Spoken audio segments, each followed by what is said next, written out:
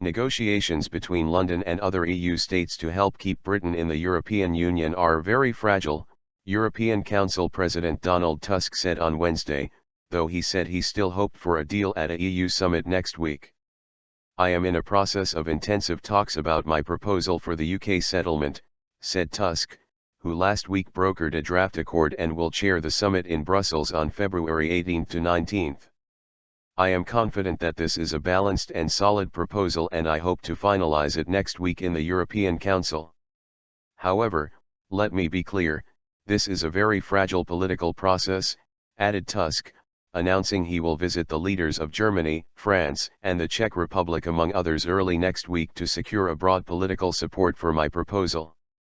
This week he will meet the Belgian Prime Minister, whose government has been critical of British attempts to pull back from EU integration, and the President of the European Parliament, whose chamber must pass key legislation to enact reforms. Prime Minister David Cameron has promised British voters before a referendum on EU membership expected later this year.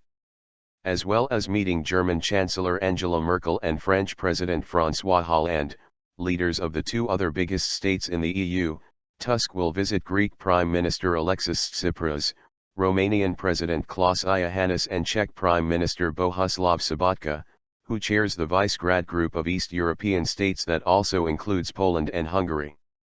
While all EU leaders say they are committed to helping Cameron win the referendum, Eastern Europeans are concerned the draft deal to limit welfare to EU immigrants to Britain could hurt their citizens working there.